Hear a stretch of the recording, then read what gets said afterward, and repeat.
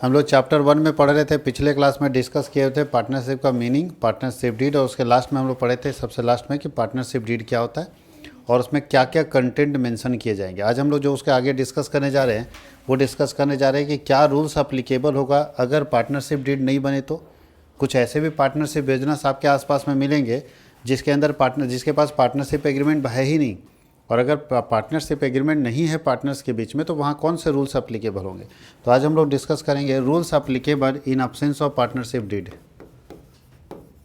Rules applicable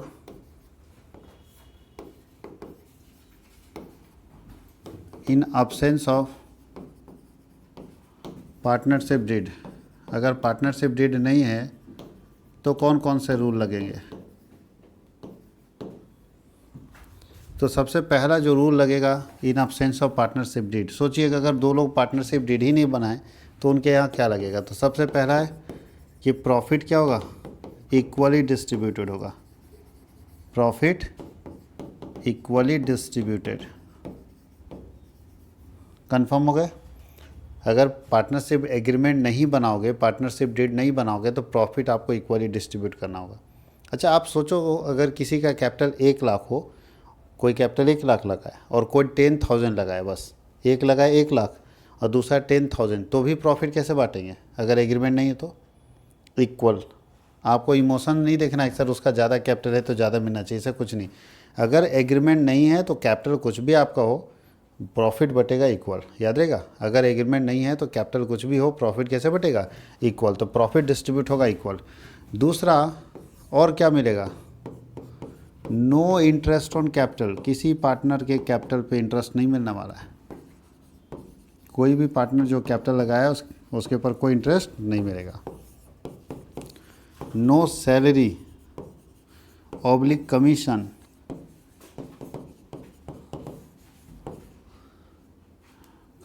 to partner. किसी भी partner को ना सैलरी मिलेगा ना ही क्या मिलेगा, कमीशन। और क्या होगा,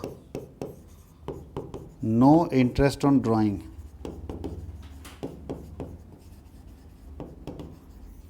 और क्या होगा, इंटरेस्ट ऑन लोन मिलेगा। इंटरेस्ट ऑन लोन देंगे at the rate of 6% per annum. ध्यान दीजिएगा, 1 साल में 6% के रेट से आपको लोन देना है, ठीक है। अच्छा कोई पार्टनर का एडमिशन होगा, no admission of a new partner. अगर एग्रीमेंट नहीं है तो कोई नया पार्टनर एडमिट नहीं करेगा। क्लियर। अगर एग्रीमेंट है नहीं है तो कोई नया पार्टनर एडमिट नहीं करेगा। यानी आप अगर एग्रीमेंट नहीं बनाते तो ये कुछ भी नहीं मिलने वाला है, याद रखना इस चीज़ को। ईटीसी कर देते हैं। इसका मतलब है कि एग्रीमेंट बनाने से फ़ायदा है या नहीं बनाने से फ़ायदा है। बनाने के बाद सारा कुछ क्लियर हो जाता है। नहीं बनाने के बाद सिर्फ 2 ही चीज़ें देख लीजिए, बाकी सब नो है।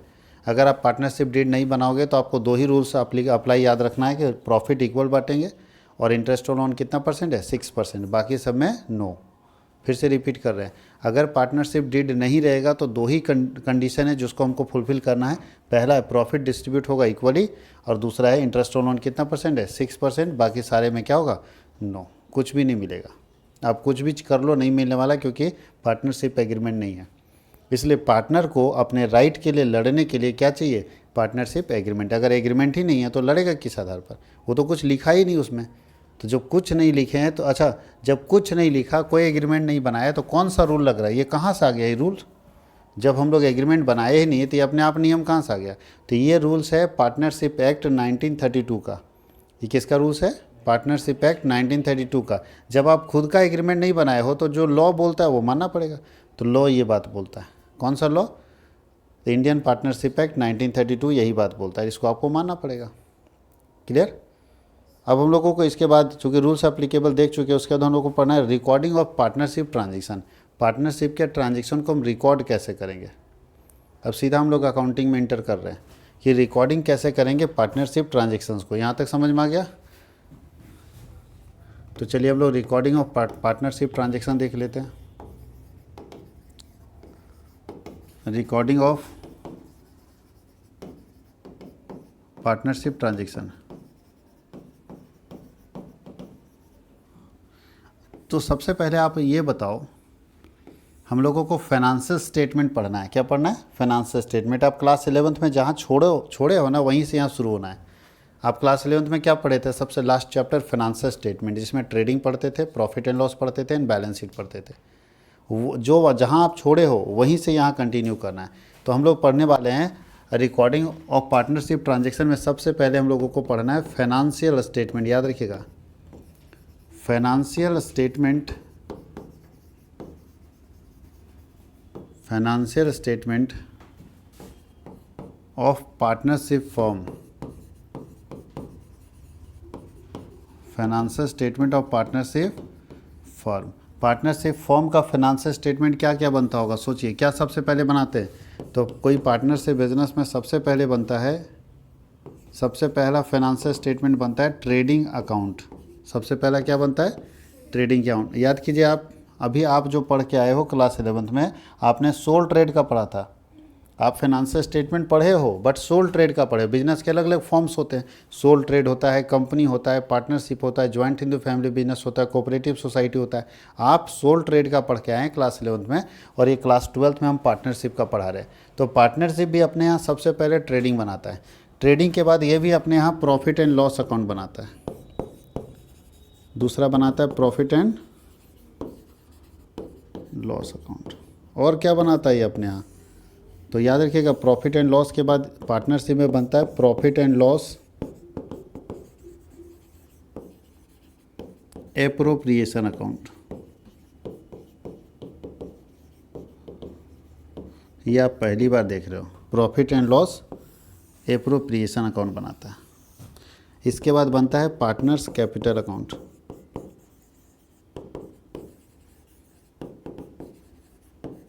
Partners capital account. और उसके बाद बनता है बैलेंस शीट।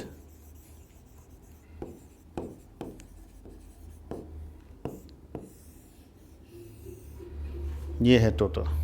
कहीं कोई दिक्कत? इतने सारे लेजर हम लोगों को बनाने हैं। अब थोड़ा समझिए कि किसको हम लोग क्यों बनाते हैं। थोड़ा थोड़ा एक्सप्लेन कर देते हैं इसी जगह पे। यही हम लोगों को बनाना है 5। ये 5 लेजर बनाएंगे financial statement of a company में। जबकि हम लोग अगर सोल प्रोप्राइटरशिप की बात करें, जो क्लास 11th में पढ़ रहे थे, तो सोल ट्रेड में कितने फाइनेंशियल स्टेटमेंट बनाए जाते थे? 3। कौन कौन था इसमें? 3 मैच कर रहा है, trading, profit and loss and balance sheet. तो इसीलिए इस बार क्या किया है, चूँकि ये तीनों आप पढ़ चुके हो, ये तीनों आप अच्छे से जानते हो कि नहीं? कौन कौन सा जानते हो? ट्रेडिंग जानते हो, प्रॉफिट एंड लॉस जानते हो, और बैलेंस शीट जानते हो। तो 12th के सिलेबस में ये तीनों को डिलीट कर दिया। बोले ये सब मत पढ़ो, ये तो आप जानते ही हो। और सेम बनता है, जैसे आप 11th में बनाते हो वैसे यहाँ बनता है।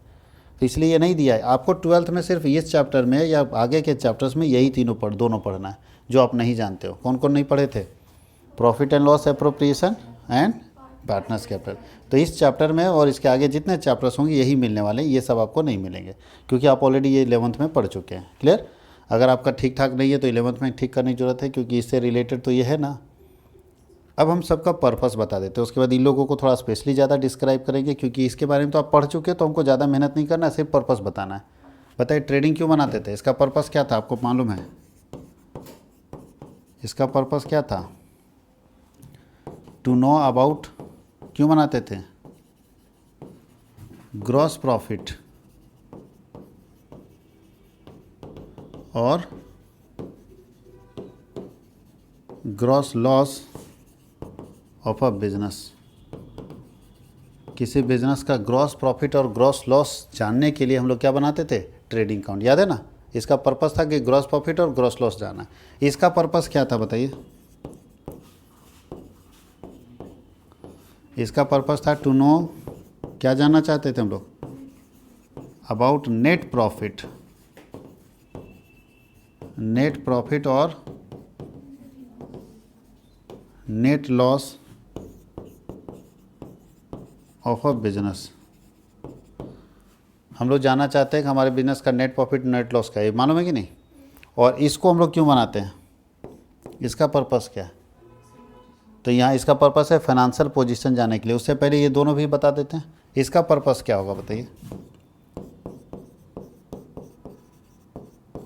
इसका पर्पस है distribution of profit between partners. आप गौर करना, जब आप सोल ट्रेड का पार्टनर ट्रेडिंग बनाते थे, पीएल बनाते थे, तो सोल ट्रेड वाले पीएल में आप क्या करते थे, जो प्रॉफिट आता था नेट प्रॉफिट, उसमें लिखते थे ट्रांसफ़र टू कैपिटल अकाउंट। क्यों ऐसा करते थे?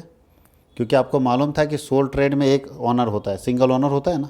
तो बताइए, जब हम ऑनर है और 40,000 का प्रॉफिट हुआ तो सीधा मेरे अकाउंट में आ जाता था। लेकिन अब एक से ज़्यादा ऑनर है तब क्या करोगे? एक से ज़्यादा ऑनर है तब क्या करोगे? डिस्ट्रीब्यूट करोगे ना। तो याद रखना है कि जो प्रॉफिट होता है एक से ज़्यादा ऑनर में जब डिस्ट्रीब्यूट करना होगा तो वो distribution profit and loss account में नहीं करते हैं। उसके लिए हम लोग एक सेपरेट अकाउंट बनाते हैं जिसका नाम क्या है? Profit and loss appropriation account. बात समझ आई? पीएल अकाउंट में हम लोग सिंगल ऑनर रहता था तो सीधा उसके कैपिटल में ट्रांसफ़र कर देते थे। जब मल्टीपल ऑनर्स होंगे, एक से ज़्यादा ऑनर होंगे, यानी पार्टनरशिप बिजनेस होगा, तो इसके प्रॉफिट को हम लोगों को सारे पार्टनर्स में डिस्ट्रीब्यूट करना होगा। तो वो डिस्ट्रीब्यूशन पीएल अकाउंट में नहीं करेंगे, उसके लिए सेपरेट अकाउंट बनाते हैं जिसका नाम क्या है? Profit and loss appropriation. ये बहुत बड़ा अकाउंट नहीं है, ये तो बहुत बड़ा बनता था, याद कीजिए फॉर्मेट। ये बहुत बड़ा नहीं, 4 आइटम 5 आइटम इसमें जाता है बस, क्योंकि हम लोगों को सिर्फ क्या करना है? Distribution of profit. तो ये बनाते हैं हम लोग distribution of net profit, distribution of net profit और net loss between partners, between partners in given ratio. जो भी रेशियो आपके पास दिया रहेगा उस रेशियो में हम लोगों को क्या करना है? नेट प्रॉफिट और नेट लॉस को बांटना है किसके बीच में? पार्टनर्स के बीच में। अब पार्टनर्स कैपिटल क्यों बनाएंगे? तो फिर इसका पर्पस क्या है बताइए? इसका पर्पस क्या होगा? ये हम लोग बनाते हैं क्लोजिंग कैपिटल निकालने के लिए। हम ये चाहते हैं कि स्टार्टिंग में हम लोग कुछ पैसा लगाएं, फिर कुछ हम लोग को इंटरेस्ट मिला होगा, कुछ प्रॉफिट मिला होगा, कुछ ड्राइंग हुआ होगा, कुछ इंटरेस्ट ऑन कैपिटल मिला, कुछ सैलरी, कुछ कमीशन, जो हमारा पूरा साल भर मेरे कैपिटल अकाउंट में ट्रांजेक्शन्स हो रहे थे। तो सवाल ये है कि हमारा फाइनल बैलेंस कितना है, ये तो पता चलना चाहिए लास्ट में मेरे पास कितना है। तो इसका पर्पस होता है to know about closing capital, closing capital of a partner. भाई एक पार्टनर का लास्ट में क्या बनता है उसको पता चलना चाहिए, closing capital of a partners. और इसका ये तो जानते हैं पर्पस क्या होता है? To know about financial position of a business,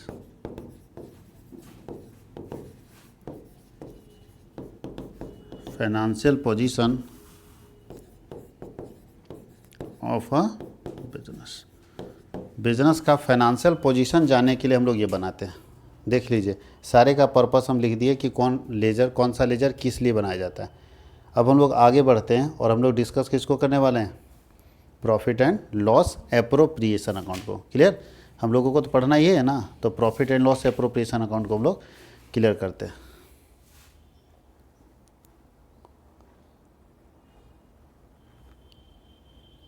कोई प्रॉब्लम है किसी में? पूछिए अगर कहीं दिक्कत हो तो।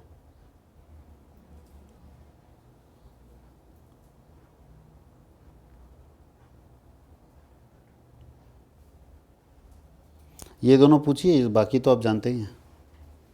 दोनों में कहीं कोई? अभी चलिए हम लोग फॉर्मेट देते हैं profit and loss appropriation account का। ठीक है, पहले इसके बारे में जाने तो ये होता क्या है, कौन सा अकाउंट है, पहली बार आपको नज़र आ रहा है, ये तो थोड़ा मोड़ा आपको प्रैक्टिस में भी है। तो चलिए सबसे पहले हम लोग डिस्कस करेंगे profit and loss appropriation account.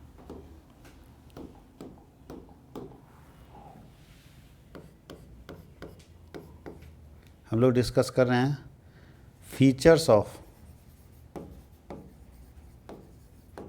Profit and loss appropriation account, profit and loss appropriation account.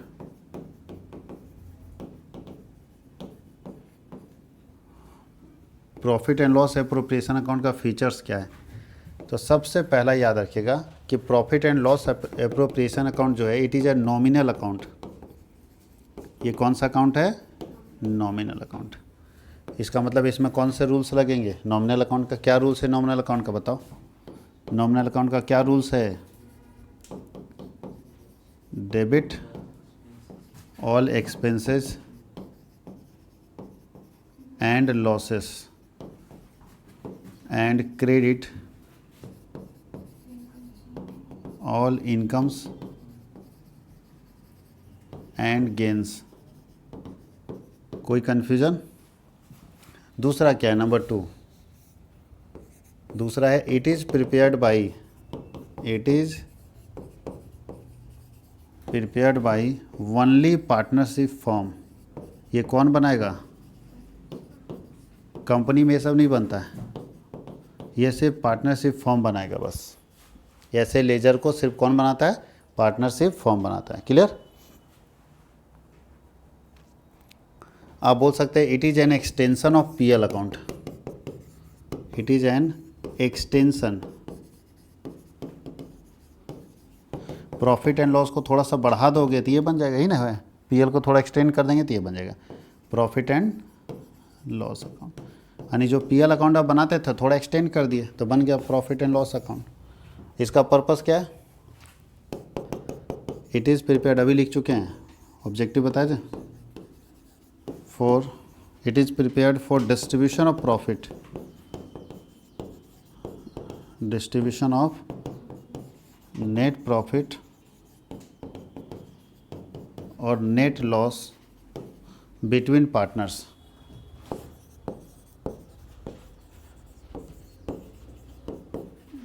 Between partners. कोई प्रॉब्लम है? देख लीजिए किसी पॉइंट में।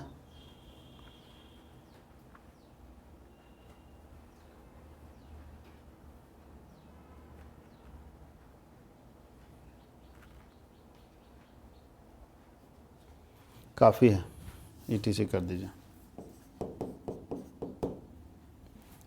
कोई दिक्कत है? अब एक वर्ड आता है, एक आता है एप्रोप्रिएशन ऑफ प्रॉफिट। ये है क्या? ये जो एप्रोप्रिएशन है ये क्या होता है? तो दो चीज़ ध्यान रखिएगा, एक होता है चार्ज अगेंस्ट प्रॉफिट, एक होता है एप्रोप्रिएशन अगेंस्ट प्रॉफिट। तो एप्रोप्रिएशन ऑफ प्रॉफिट क्या होता है और चार्ज अगेंस्ट प्रॉफिट क्या होता है, इसको समझना जरूरी है, तब हम लोग बना पाएंगे यहाँ पे इसको। तो हम लोग एक चीज़ ध्यान रखते हैं, चार्ज अगेंस्ट प्रॉफिट क्या होता है? एप्रोप्रिएशन, मतलब एप्रोप्रिएशन ऑफ प्रॉफिट वाला आइटम ही इसमें जाएगा, इसमें चार्ज अगेंस्ट प्रॉफिट वाला आइटम नहीं जाएगा। तो पता ही नहीं चलता कि चार्ज अगेंस्ट प्रॉफिट क्या है और एप्रोप्रिएशन ऑफ प्रॉफिट क्या है। तो चलिए इसके डिफरेंस को समझा देते हैं कि चार्ज अगेंस्ट प्रॉफिट और एप्रोप्रिएशन ऑफ प्रॉफिट क्या है।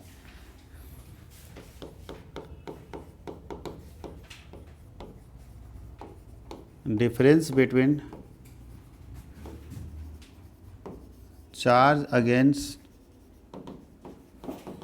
प्रॉफिट एंड एप्रोप्रिएशन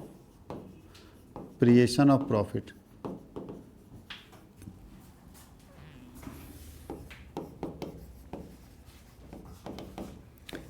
तो दोनों में जब डिफरेंस हमको देखना है तो ऐसा करते हैं, दोनों साइड को हम लोग बांट देते हैं। इस साइड में लिखते हैं charge against profit, charge against profit. थोड़ा सा बेसिस ऑफ डिफरेंस लिख लीजिएगा तो और अच्छा लगेगा। ये होगा basis of difference, basis of, ये हो गया चार्ज अगेंस्ट प्रॉफिट और ये है appropriation of profit.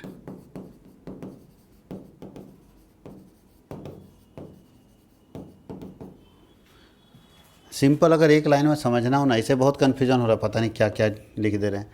Charge against profit मतलब पीएल का आइटम, ट्रेडिंग का आइटम जो सीधा पीएल प्रॉफिट को रिड्यूस करता है, वो चार्ज अगेंस्ट प्रॉफिट होगा। जो पीएल में जैसे सैलरी, वेजेज, रेंट ये सब जाता था, सब चार्ज अगेंस्ट प्रॉफिट होगा। ठीक है। बोलता है इट इंडिकेट्स एक्सपेंसेस, ये क्या करता है? अच्छा पहले बेसिक में हम लोग लिखते हैं नेचर। बेसिस ऑफ डिफरेंस में क्या लिख रहे हैं? नेचर। तो क्या है नेचर? बोलता है इसका फर्स्ट नेचर है कि ये क्या एक्सपेंसेज है जो डिडक्ट कर देता है प्रॉफिट को। ये क्या है? एक्सपेंसेज। बोलता है it indicates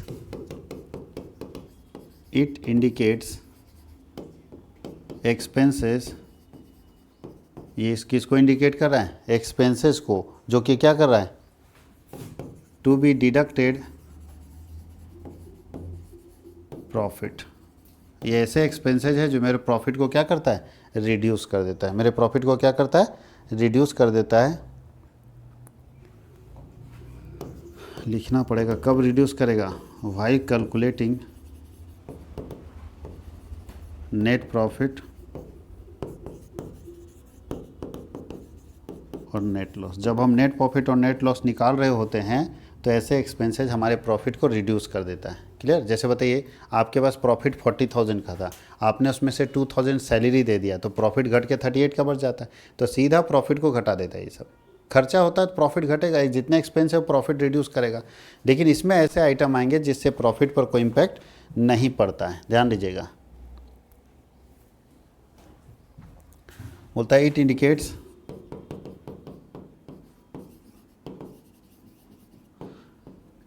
distribution of profit, distribution of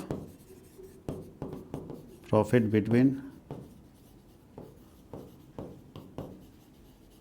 मतलब है इसमें ऐसे आइटम आएंगे जो पार्टनर को ही दिए जाते हैं, पार्टनर से रिलेटेड आइटम्स होते हैं, जिससे ना तो प्रॉफिट इंक्रीज करता है ना ही प्रॉफिट क्या करता है, डिक्रीज करता है। एग्जाम्पल लिखेंगे तब समझ में आएगा, ऐसे आपको नहीं समझ में आएगा।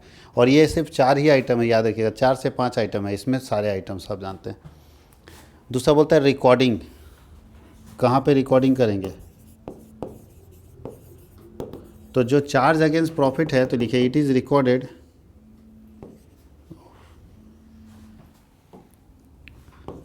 नंबर 2, इट इज़ रिकॉर्डेड, कहाँ लिखते हैं बताइए? In profit and loss account. ये पे कहाँ पे लिखते हैं? प्रॉफिट एंड, ये प्रॉफिट एंड लॉस अकाउंट में लिखा जाता है। और ये कहाँ पे रिकॉर्ड किया जाता है? It is recorded in profit and loss appropriation account, profit and loss appropriation account. ये प्रॉफिट एंड लॉस एप्रोप्रिएशन में लिखा जाता है।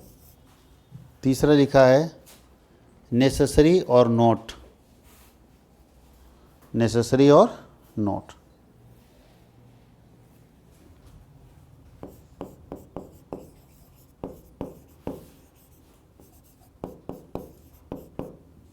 बताओ ये कब होगा? तीसरा, इट इज चार्ज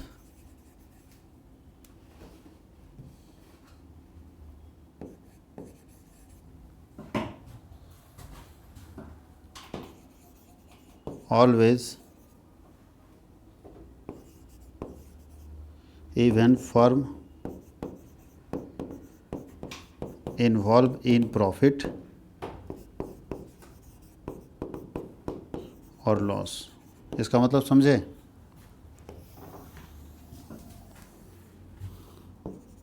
बोलता है ये किसी भी कंडीशन में चार्ज करेंगे, चाहे बिजनेस प्रॉफिट में हो या लॉस में। और यहाँ क्या बोल रहा है? It is charged only when business is in profit। इसका मतलब ही ये तभी लगेगा जब बिजनेस क्या होगा, प्रॉफिट में होगा, लॉस में नहीं लगेगा। लॉस में कभी भी एप्रोप्रिएशन नहीं लगता है, लॉस में कभी भी एप्रोप्रिएशन नहीं लगता है। चौथा एग्जाम्पल्स, तो इसका तो जानते हैं, रेंट, सैलरी की जगह मैनेजर सैलरी कर दीजिए,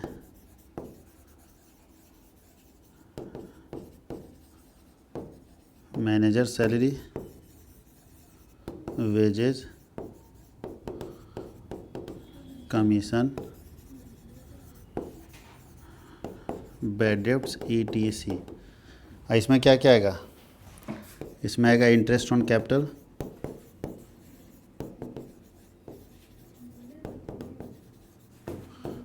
इंटरेस्ट ऑन ड्राइंग,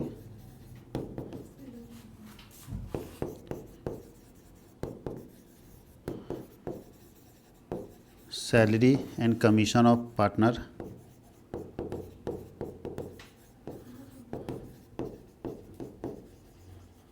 ETC। ये हमारा पूरा इसका एग्जाम्पल है। कहीं कोई दिक्कत है?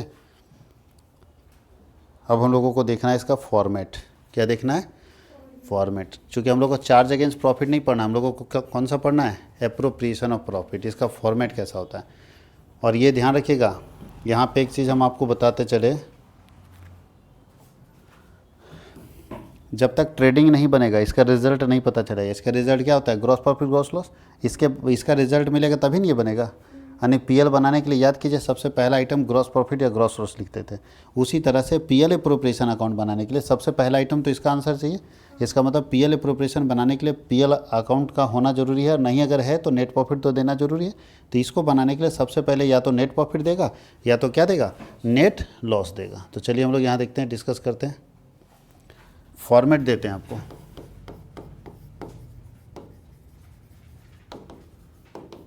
पीएल कर दें। पीएल का तो मतलब समझ में आ रहा ना, पीएनएल का मतलब profit and loss, profit and loss appropriation account. अब यहाँ लिखेंगे for the year ending, for the year. यहाँ डेट लिखेंगे, क्लोजिंग डेट आपका कौन सा है, बुक्स किस समय क्लोज होता है, क्लोजिंग डेट लिखेंगे, ठीक है।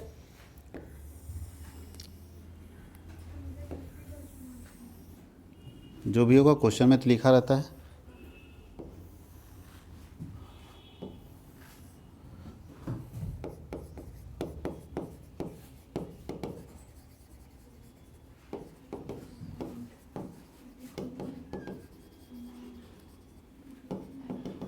सबसे पहले ध्यान रखिएगा, सबसे पहले इसमें हम लोगों को लिखना है जो इससे पहले वाले लेजर का फाइनल बैलेंस है। तो इससे पहले क्या बनता है, पीएल अकाउंट। तो पीएल में क्या निकलता है, प्रॉफिट और लॉस। तो ये प्योर नॉमिनल अकाउंट है। नॉमिनल अकाउंट क्या बोलता है कि प्रॉफिट होगा तो क्रेडिट और लॉस होगा तो इस साइड में सबसे पहले प्रॉफिट लिखेंगे। प्रॉफिट ढूंढना होगा, क्वेश्चन में दिया होगा, पूरा लिखना होगा। नेट प्रॉफिट कहाँ से आया ये नेट प्रॉफिट, तो आप याद कीजिए 11th क्लास तो लिखते थे ट्रांसफ़र। जब कोई प्रॉफिट को आगे भेजते हैं तो क्या लिखते हैं, ट्रांसफ़र फ्रॉम, कहाँ से आया है तो प्रॉफिट पीएल अकाउंट समझिएगा ना, ट्रांसफ़र फ्रॉम पीएनएल अकाउंट से लाया गया। कहीं कोई दिक्कत है, ये प्रॉफिट होगा तो, अगर लॉस हो गया तो हम तो फॉर्मेट लिख रहे हैं, हम लोग दोनों कंडीशन बताएंगे। तो अगर लॉस हो गया तो यहाँ लिखेंगे to net loss, net loss transfer to, sorry transfer from PL account. कहाँ से ट्रांसफ़र कर रहे हैं, पीएल अकाउंट से। कहीं कोई दिक्कत है, ये हम लोग लिख दिया। अब इसके बाद इसमें और क्या क्या आइटम आएगा, तो क्रेडिट साइड में एक ही आइटम आएगा। क्रेडिट साइड में वही आइटम आएगा जिससे प्रॉफिट बढ़ेगा, और प्रॉफिट एक ही आइटम से बढ़ता है, वही interest on drawing, interest on drawing. Interest on drawing से प्रॉफिट बढ़ेगा। और डेबिट साइड में वो आइटम आएगा जो घटेगा। तो पहला interest on capital, interest on capital.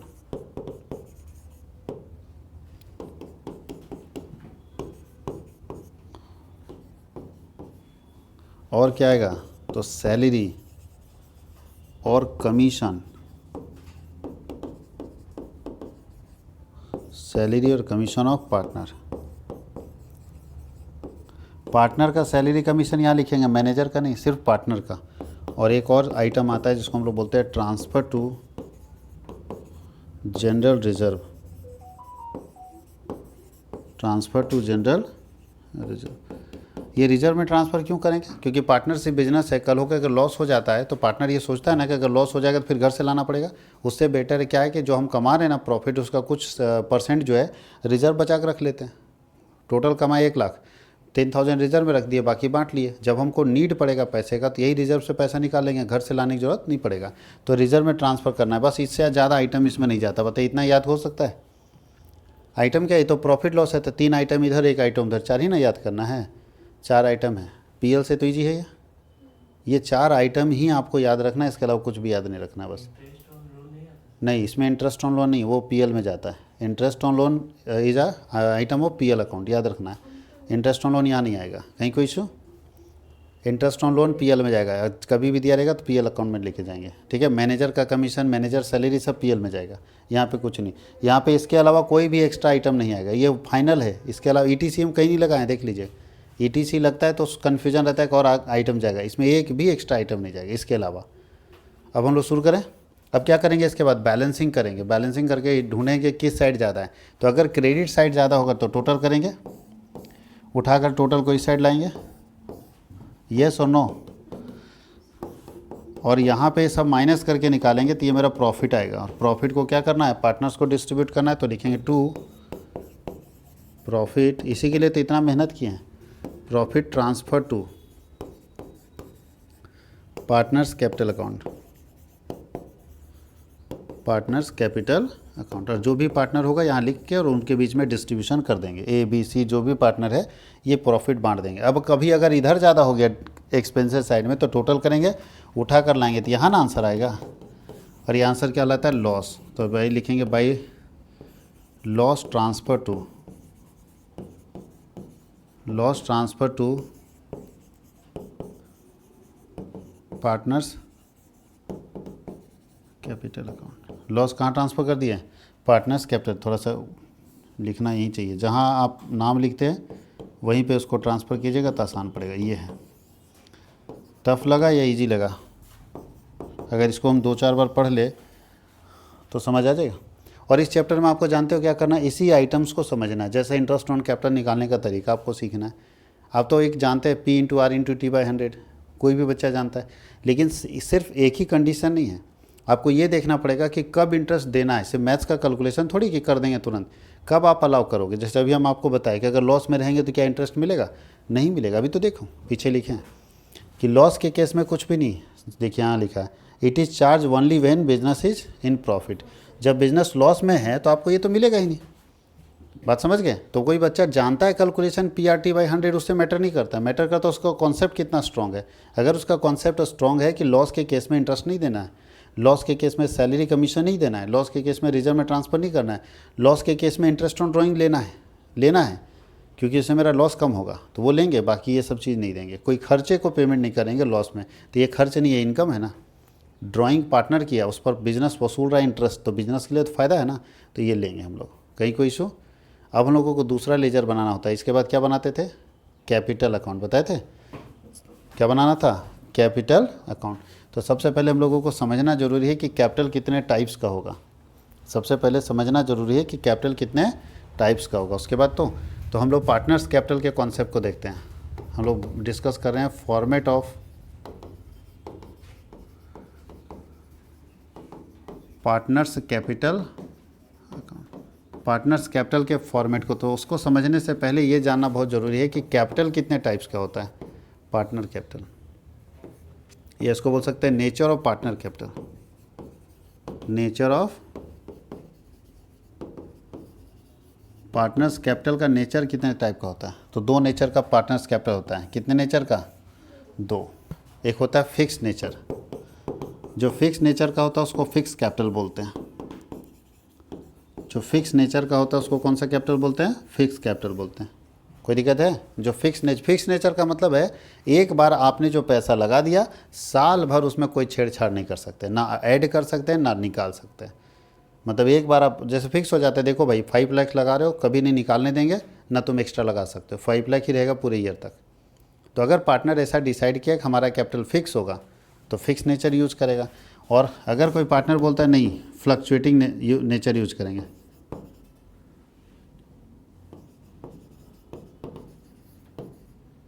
Fluctuating nature.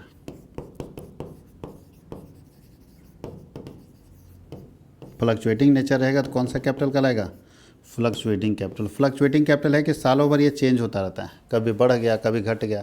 आप लोग बताओ, आप लोगों को कौन सा कैपिटल अच्छा लगेगा अगर आप लोग को चुनने के लिए दिया जाए एज ए पार्टनर, तो फिक्स चुनोगे या फ्लक्चुएटिंग चुनोगे?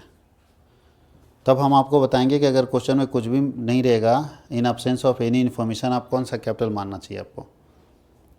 एक हो गया फिक्स, जो एक बार लग गया सो लग गया, उसमें चेंज नहीं कर सकते, ज़रूरत पड़े तो भी नहीं निकाल सकते, और है तो लगा नहीं सकते।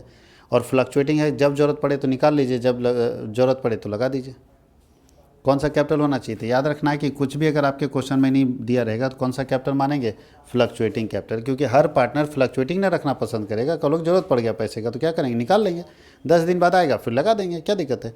तो हर पार्टनर चाहता है कि उसके पास ऑप्शन खुला रहे, रिजिड नहीं हो जाए। रिजिड हो जाएगा ना इसमें, अब बताओ बहुत ज़रूरी है फिर भी पैसा नहीं निकाल सकते हैं। तो जब आपके क्वेश्चन में स्पेशली मेंशन किया रहेगा कि कैपिटल्स आर फिक्स्ड, तब आप फिक्स कैपिटल मानना, नहीं तो हमेशा आपको क्या मानना है, फ्लक्चुएटिंग कैपिटल। यानी 99% जो क्वेश्चन आपको मिलेगा वो फ्लक्चुएटिंग कैपिटल का मिलेगा, और 1% कभी कभी क्वेश्चन में आपके मेंशन रहेगा कि कैपिटल आपका फिक्स है, तब हम लोग कौन सा कैपिटल मानेंगे, फिक्स कैपिटल। समझ में आया नेचर?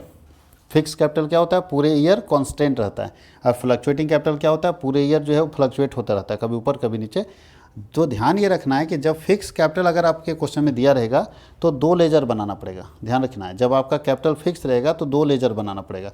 कौन कौन से लेजर बनाने पड़ेंगे ध्यान रखिएगा। फिक्स कैपिटल में 2 लेजर। पहला लेजर बनता है पार्टनर्स करेंट अकाउंट। ऐसे ये मिलेगा नहीं, और मिलेगा तो मुसीबत ही है। फिक्स कैपिटल के केस में 2 लेजर बनेगा। पहला लेजर है पार्टनर्स करेंट अकाउंट और दूसरा लेजर है पार्टनर्स कैपिटल अकाउंट।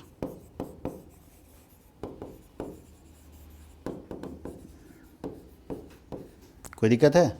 और अगर फ्लक्चुएटिंग कैपिटल यानी कुछ भी नहीं दिया रहेगा, कुछ भी नहीं दिया रहेगा तो हम लोग खुद मान लेंगे। कौन सा कैपिटल मानेंगे? Fluctuating capital. तो उसमें एक ही लेजर बनता है और वो बनता है पार्टनर्स कैपिटल अकाउंट। पूछता है आपको कि फिक्स कैपिटल में कितने लेजर बनाए जाते हैं, तो फिक्स कैपिटल के केस में कितने लेजर बनते हैं? 2। और फ्लक्चुएटिंग कैपिटल के केस में कितने लेजर बनते हैं? 1। कौन सा? Partners capital account. और फिक्स कैपिटल में 2 कौन सा बनता है? पार्टनर्स करेंट अकाउंट और पार्टनर्स कैपिटल अकाउंट। कहीं कोई दिक्कत? अब हम लोग को इसका फॉर्मेट देखना है कि क्या होता है फिक्स कैपिटल के केस में फॉर्मेट और क्या होता है फ्लक्चुएटिंग कैपिटल के केस में फॉर्मेट। और जब फॉर्मेट डिस्कस कर लेंगे तो आसान हो जाएगा। ठीक है। फॉर्मेट के साथ एक बात और अगले क्लास में याद करवाइएगा आप कि इसका ये जो पीएल अप्रोप्रिएशन देख रहे हैं ना, इसका जर्नल भी लिखना है।